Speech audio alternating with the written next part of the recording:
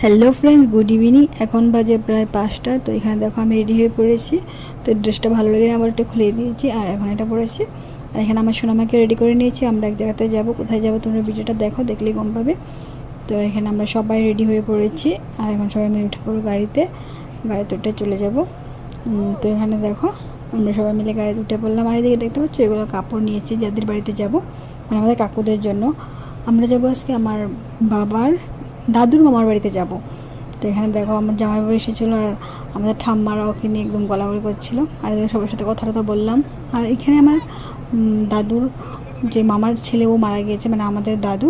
তো আজকে আমরা শ্রাদ্ধতে এসেছি দাদুর। তো এখানে আমরা সবাই মিলে এখন খেয়ে নেব।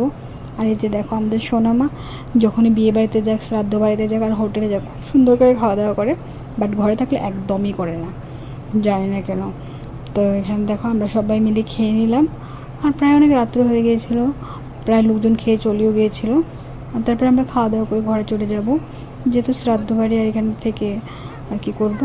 তো সবার সাথে দেখা করে কথা বললাম, বলে যে তোমাদের এখন দেখাচ্ছি সে কিনি যিনি মারা গেছেন। এই যে দেখেন উনি আমাদের দাদু। তো এখন চলে ঘরে। আর ওদের ঘরে একটা মন্দির আছে, শিব